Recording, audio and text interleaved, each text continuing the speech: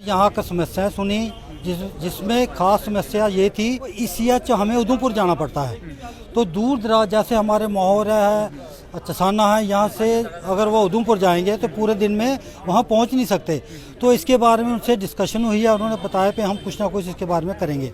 Belt force से retire हैं, naturally बात है कि उनके पास हर एक के पास अपने वेपन रखे हुए हैं। जो गन लाइसेंस जो होते हैं रिन्यू के लिए डिस्ट्रिक्ट एडमिनिस्ट्रेशन है वो कोई प्रॉपर इसमें ध्यान नहीं दे पा रहा है और हमारे एक्स सर्विस में दर दर की ठोकरें खा रहे हैं। ये जो संपर्क अभियान है हमारा, जिसमें हम उनकी प्रॉब्लम्स को जानें, अपनी समाधान उनको दें, प्लस उनकी नई नई जो स्कीम्स आती हैं उनके बारे में बताएं, ये हम जारी रखने वाले हैं। ECH ਦਾ ਪੋਲੀਕਲੀਨਿਕ ਉਹਦੇ ਨਾਲ ਇੱਕ ਹੌਲਦਾਰ ਜੀ ਪੈਂਦਾ ਹੈ, ਉਹਦਾ ਕੰਮ ਹੈ ਜੇ ਤੁਸੀਂ ਉੱਥੇ ਜਾ ਕੇ ਆਪਣਾ ਨਾਂ ਰਜਿਸਟਰ ਕਰਾਓਗੇ, ਜਿਹੜਾ ਵੀ ਫੌਜੀ ਉੱਥੇ ਜਾਂਦਾ ਹੈ ਰਜਿਸਟਰ ਕਰਾਉਂਦਾ ਹੈ, ਪੂਰੇ J&K 'ਚ ਕਿਤੇ ਵੀ ਕੋਈ ਜੌਬ ਨਿਕਲਦੀ ਹੈ ਤੇ ਫਿਰ ਉਹ ਤੁਹਾਡੀ ਕੁਆਲੀਫਿਕੇਸ਼ਨ ਦੇ ਹਿਸਾਬ ਨਾਲ ਉਹਨੂੰ ਮੈਚ ਕਰਾਉਂਦਾ ਹੈ ਔਰ ਤੁਹਾਨੂੰ ਕਾਲ ਕਰਕੇ ਦੱਸੇਗਾ ਵੀ ਆਹ ਜੌਬ ਨਿਕਲੀ ਹੈ, ਤੁਸੀਂ ਆਣਾ ਹੈ, ਨੌਕਰੀ ਕਰਨੀ ਹੈ। ਫਿਰ ਉਹ ਉਸ ਮਤਲਬ ਨੌਕਰੀ ਵਾਲੇ ਪਾਸੇ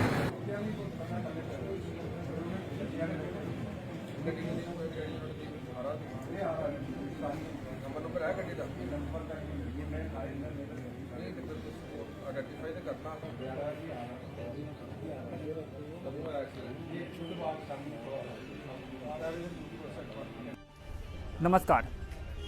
जिला सैनिक बोर्ड द्वारा आज रियासी की सैनिक सराह में एक कार्यक्रम का आयोजन किया गया है। कार्यक्रम में जो पूर्व सैनिक हैं और जो वीरांगनाएं हैं वो मौजूद हैं और इनसे मुलाकात की जा रही है, इनकी समस्याएं भी सुनी जा रही हैं। हमारे साथ इस समय जिला सैनिक बोर्ड के अधिकारी हैं, उनसे बातचीत करेंगे और जानेंगे कि आखिर आज का क्या कार्यक्रम था और आगे भविष्य में भी इनके द्वारा अलग अलग स्थानों पर कार्यक्रम किए जाएंगे, ऐसा इन्होंने कहा है और उसके बारे में भी जानेंगे। सर, स्वागत है आपका रियासी अपडेट्स में।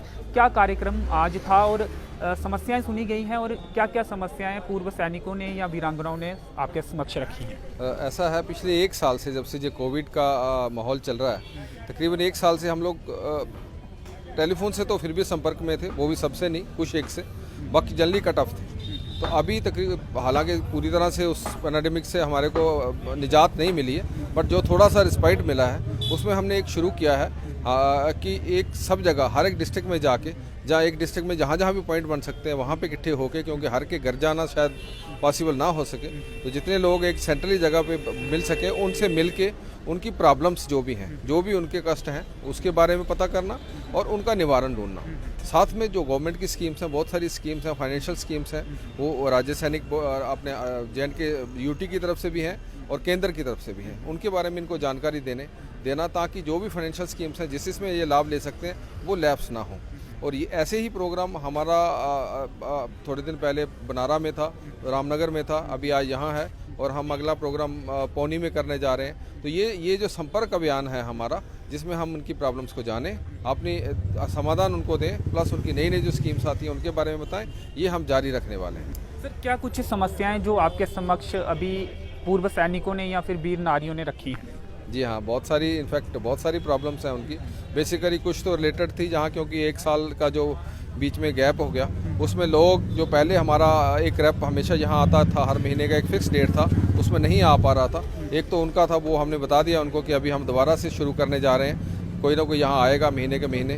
कुछ प्रॉब्लम्स हैं इनकी, क्योंकि बहुत दूर दराज का एरिया है और मेडिकल फैसिलिटी के लिए इनको उधमपुर में जाना पड़ता है, ECSH वहाँ है, कैंटीन फैसिलिटी वहाँ है, तो उसके बारे में कुछ एक प्रॉब्लम्स थी। कोविड की वजह से भी पहले इनको जो यहाँ पे पास में जो आर्मी का एस्टेब्लिशमेंट है वहाँ से उनको कुछ कैंटीन वगैरह की फैसिलिटीज़ अच्छी तरीके से मिल रही थी, लेकिन अभी थोड़ा सा उसमें विघन है, उसके बारे में भी कुछ बात करेंगे अगर निवारण हो सके। प्लस इनकी जो मेडिकल के बारे में रिलेटेड थी, कुछ और था, गन लाइसेंस का है लोगों का, जो काफ़ी 1 से 1.5 साल से रिन्यू नहीं हो पा रहे बिकॉज कुछ इन्वेस्टिगेशन केसेस चल रहे हैं, तो उसके बारे में सिविल डिपार्टमेंट से बात करेंगे। ऐसे कई सारे पॉइंट्स हैं जिसके बारे में हमने नोट कर लिया और उसके जो एक्शन होगा वो बनता हुआ करेंगे। जिला सैनिक बोर्ड की तरफ से कौन कौन यहाँ पे आया? जिला सैनिक बोर्ड की तरफ से मैं खुद आया हूँ। आज हमने रिक्वेस्ट करी थी, यहाँ पे जो नादन कमांड में बैठते हैं डायरेक्टर रीसेटलमेंट, उनको भी रिक्वेस्ट करा था, वो भी हमारे साथ आए हैं। आपने देखा होगा अभी उन्होंने इनको जितनी भी रीसेटलमेंट के लिए स्कीम्स हैं उसके बारे में बताया, प्लस मेरा स्टाफ आया हुआ है। तो क्या सरकार से कोई और योजनाओं के बारे में भी आप मांग कर रहे हैं, या आपको लगता है कि जो योजनाएं चल रही हैं इनफ हैं, जो इनको सुख सुविधाएं जो पर्याप्त रूप से ये अपना जीवन यापन कर सकते नहीं, बहुत सारी योजनाएं हैं। हमारे डायरेक्टर साहब आज किसी वजह से नहीं आ पाए यहाँ। अगर वो आए होते तो शायद इनको बताते। कई सारी नई स्कीम्स के लिए, कई सारे नए असिस्टेंस के लिए हमने यूटी गवर्नमेंट से अपने प्रोजेक्ट करे हुए हैं पॉइंट, जिसमें इंक्लूड है रिजर्वेशन फॉर एक्स सर्विसमैन। पहले से 6% की रिजर्वेशन है, पर उसका इम्प्लीमेंटेशन ठीक से हो नहीं पा रहा, क्योंकि उसमें जो QR बना हुआ है वो QR नॉर्मल रिक्रूटमेंट के लिए है। लेकिन रिजर्वेशन जब तक वो फौजी पेंशन आता है 35-40 साल का हो जाता है, तो वो कहीं ना कहीं मार खा जाता है, वो रिजर्वेशन पूरी नहीं हो पाती। तो उसका केस इनफैक्ट अभी थ्रू होने वाला है। उन्होंने गवर्नमेंट ने मान लिया कि हमने इनको रिजर्वेशन तो दे दी, लेकिन QR अमेंड नहीं करे थे, तो उसका अमेंडमेंट हो जाएगा। उसके बाद उनकी रिजर्वेशन के लिए मिलना शुरू हो जाएगा। प्लस कई और कई सारे नई चीज़ें हैं, कई सारे यहाँ पे हैं, कई सारे डिपार्टमेंट हैं जहाँ पे अभी तक नहीं एक्स सर्विसमैन को लिया जाता। तो कोशिश ये है कि जितने भी जो पेंशन के बाद आते हैं, जो पूरी उम्र देश का सेवा करने के बाद आते हैं फौजी, उनको घर आने के बाद भी स्टेट गवर्नमेंट हो चाहे सेंट्रल गवर्नमेंट हो, उसमें जितनी अधिक से अधिक सुविधाएं हो सकें, उनको रीसेटलमेंट हो सके, उनको रीएम्प्लॉयमेंट हो सके, उनके एक्सपीरियंस को गेन किया जा सके, गवर्नमेंट उसका फ़ायदा उठाए। इस बारे में हम बहुत सारे प्रयास कर रहे हैं। जी, यूटी बनने के बाद क्या अधिक बेनिफिट पूर्व सैनिकों को मिल रहे हैं, या जैसे पहले मिलते थे वैसे ही मिल रहे हैं? नहीं, अभी तक तो वैसा ही है, बट गवर्नमेंट बहुत पॉजिटिव है, इस बारे में सोच भी रही है। और हमें उम्मीद है कि इसमें काफ़ी सारे क्योंकि जिस तरह से गवर्नमेंट अभी प्रयास कर रही है, बहुत सारी इंडस्ट्रीज़ आने वाली हैं, बहुत और कुछ आने वाला है, तो उसमें काफ़ी चांसेस हैं जिसमें पूर्व सैनिकों को भी अच्छे सारे बेनिफिट्स मिलेंगे। हमारे पीछे एक इमारत है, ये अच्छी कंडीशन में है, लेकिन साथ में जो इमारत है ये खस्ता हो चुकी है, पुरानी हो चुकी है। क्या इसको भी बनाने को लेकर रियासी में, ताकि ज़्यादा लोग यहाँ पे रात को रह सकें? जी, इनफैक्ट रियासी में अभी डिस्ट्रिक्ट बनने के बाद जहाँ पे डिस्ट्रिक्ट सैनिक वेलफेयर ऑफिस सैंक्शन हो गया, तो फिलहाल मैं अभी 2 डिस्ट्रिक्ट देख रहा हूँ। मैं उधमपुर में भी पोस्टेड हूँ और एडिशनल चार्जेस मेरे चार्ज है मेरे पास रियासी का भी। अभी आपको शायद पता है कि नहीं, मुझे मालूम नहीं, यहाँ एक और डिस्ट्रिक्ट वेलफेयर ऑफिस बन रहा है जो यहाँ से थोड़ी दूरी पे है, आर्मी एरिया के साथ। वहाँ पे उसका निर्माणाधीन है वो, और उसमें स्टोर्स वगैरह लगाए जा रहे हैं। थोड़े दिन में कोई अफसर यहाँ पोस्ट हो जाएगा परमानेंट, तो वो रहेगा। यहाँ की आप बिल्डिंग की जो बात कर रहे हैं, हमारा सालाना मेंटेनेंस का चलता रहता है। इसका बिल्डिंग का जो पीछे आप दिखा रहे हैं, ये अभी पिछले साल में ही इसको मेंटेन किया गया। ये जो आप बिल्डिंग जिस तरफ आप इशारा कर रहे हैं, क्योंकि ये रोड वाइडनिंग भी होना है, काफ़ी सारा एरिया रोड में आएगा, और ये बिल्डिंग जो है पुरानी है, अंडर डिमोलेशन है। बट इसमें क्या नया बन सकता है, उसके लिए भी हम प्रयास कर रहे हैं ताकि नई बिल्डिंग्स आ सकें। जी, शुक्रिया हमसे बातचीत करने। Thank you. इस समय हमारे साथ पूर्व सैनिक जसवंत सिंह जी मौजूद हैं। ये भी इस कार्यक्रम में थे और इन्होंने भी अपनी समस्याएं यहाँ पे रखी होंगी, योजनाओं के बारे में जाना होगा। इनसे बातचीत करते हैं। सर, कार्यक्रम हुआ है, जिला जो सैनिक बोर्ड वेलफेयर है उनके अधिकारी यहाँ पे आए थे। क्या बातचीत हुई है, क्या समस्याएं आपकी तरफ से रखी गई हैं और क्या उनकी तरफ से कहा गया है? तो आज हमारे जिला सैनिक बोर्ड रियासी और उधमपुर के, एक्चुअली जो ये उधमपुर में पोस्टेड है एज ए जिला सैनिक वेलफेयर अफसर, तो इनको अभी रियासी के जिला का भी इनको चार्ज दिया गया है। तो आज ये हमारी समस्या सुनने आए थे। इनके साथ GP सिंह जो DCGR के कर्नल हैं, जो कि जब फौजी जो रिटायरमेंट पे जाता है उनको क्या क्या फैसिलिटीज दी जाती हैं, क्या क्या उनको ट्रेनिंग दी जाती है, उनके बारे में भी बताने आए थे। हमारी यहाँ का समस्याएं सुनी, जिसमें ख़ास समस्या ये थी जो हमारा ECH होता है, ECH यानी एक्स सर्विसमैन के लिए जो मेडिकल फैसिलिटीज मिलती है उसको हम ECH कहते हैं। तो वो ECH हमें उधमपुर जाना पड़ता है। तो दूर दराज जैसे हमारे माहौर है, चसाना है, यहाँ से अगर वो उधमपुर जाएंगे तो पूरे दिन में वहाँ पहुँच नहीं सकते। तो इसके बारे में उनसे डिस्कशन हुई है, उन्होंने बताया कि हम कुछ ना कुछ इसके बारे में करेंगे। दूसरा, जो हमारे जो पुराने पेंशनर हैं, पेंशनरों के क्या क्या सहूलत, क्या क्या उनको फैसिलिटी दी जाती हैं। जैसे जो सैनिक रिटायर आ जाते हैं, उनके बच्चों के लिए क्या फैसिलिटीज़ हैं। जैसे उनके 2 लड़की होती हैं, तो लड़कियों की शादी के लिए जो एड्स दी जाती है, ऐसी जो फैसिलिटीज आर्मी की तरफ से दी जा रही हैं। और उसके अतिरिक्त हमें जो फैसिलिटीज़ अपनी स्टेट की तरफ से भी दी जाती है, उनके बारे में उन्होंने डिटेल से बताया।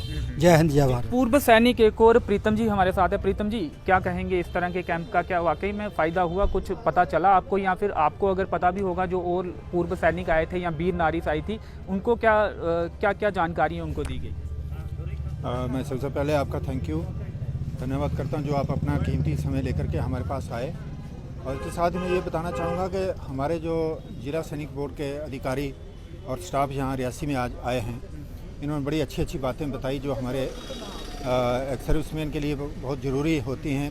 कई सारी चीज़ों का, स्कीम्स का उनको मालूम नहीं होता, उसके बारे में उन्होंने बताया और काफ़ी सारी जानकारी उन्होंने हम लोगों को प्रोवाइड कराई। इसके साथ छोटे मोटे कुछ और हमारे प्रॉब्लम्स भी थे जो कि हम अपने सिस्टम के थ्रू उनके पास रख सकते हैं, रखे भी हैं। जिसमें एक मेन मुद्दा हमारे सामने ये आया कि हमारे जो भी एक्स सर्विसमैन यहाँ पे रिटायर्ड लोग हैं, बेल्ट फोर्स से रिटायर हैं, नेचुरली बात है कि उनके पास हर एक के पास अपने वेपन रखे हुए हैं। उन वेपन्स की काफ़ी समस्या इन्होंने महसूस कर रहे हैं। जिन्होंने जो गन लाइसेंस जो होते हैं रिन्यू के लिए, वो रिन्यू के लिए हमारे काफ़ी सारे लोग जो परेशान हो रहे हैं। जो हमारा डिस्ट्रिक्ट एडमिनिस्ट्रेशन है वो कोई प्रॉपर इसमें ध्यान नहीं दे पा रहा है और हमारे एक्स सर्विसमैन दर की ठोकरें खा रहे हैं। मेरी आपके चैनल के थ्रू ये एक रिक्वेस्ट है हमारे डिस्ट्रिक्ट रियासी के एडमिनिस्ट्रेशन को कि हमारे एक्स सर्विसमैन ऑथराइज पर्सन हैं, अनऑथराइज पर्सन नहीं है। उनके पास जो भी वेपन उन्होंने ख़रीदे हैं वो बिल्कुल ऑथराइजेशन के हिसाब से ख़रीदे हैं। उनका वेरिफिकेशन करना चाहिए और करते भी हैं, और रिन्यूअल पहले भी होता आया है। अब कुछ समस्या कोई नहीं है, तो मैं रिक्वेस्ट करना चाहूँगा कि इस समस्या को एडमिनिस्ट्रेशन अपने लेवल पे सॉल्व करे और हमारे एक्स सर्विसमैन को इस मुद्दे में ज़्यादा ना घसीटे। अन्यथा हमारे एक्स सर्विसमैन इकट्ठे होकर के रोडों पे उतरेंगे तो वो उसके लिए एडमिनिस्ट्रेशन की जिम्मेवारी होगी। ये मेरी रिक्वेस्ट है। इसके साथ ही हमारा और भी लोकल एक्स सर्विसमैन को जो दिक्कत थी, हमारा यहाँ रियासी में हमारे काफ़ी सारे इश्यूज़ थे। हमारी लैंड जो हमारा सोल्जर बोर्ड के लिए हमने यहाँ की डिमांड की हुई है वो अभी तक आइडेंटिफाई नहीं हुई, और काफ़ी सारी परेशानियाँ हमारे डिस्ट्रिक्ट रियासी के एक्स सर्विसमैन जो झेल रहे हैं। मैं डिस्ट्रिक्ट रियासी के एडमिनिस्ट्रेशन से ये रिक्वेस्ट करना चाहता हूँ कि हमारे जो डिस्ट्रिक्ट रियासी के एक्स सर्विसमैन हैं, इनकी समस्याओं को ध्यान में रख करके इनकी समस्याओं को हल करने का कुछ निर्णय लिया जाए। जी शुक्रिया हमसे बातचीत करने के लिए। पूर्व सैनिकों ने अपनी समस्याएं रखी हैं। जिला सैनिक बोर्ड के जो अधिकारी आए थे, इससे पहले हमने पूर्व कर्नल यहाँ पे मौजूद थे। समस्याएं तमाम पूर्व सैनिक जो यहाँ थे उन्होंने अपनी रखी हैं और उनकी समस्याएं सुनी गई हैं, और इन्होंने उम्मीद जताई है कि जो इनकी समस्याएं हैं उनका हल भी होगा। इसके अलावा ये योजनाएं विभिन्न पूर्व सैनिकों के लिए चलाई जाती हैं, उसके बारे में भी यहाँ पे बताया गया है। तो फिलहाल इस वीडियो में इतना ही। मेरे सहयोगी नरेश भगत के साथ मुझे दीजिए अनुमति। धन्यवाद।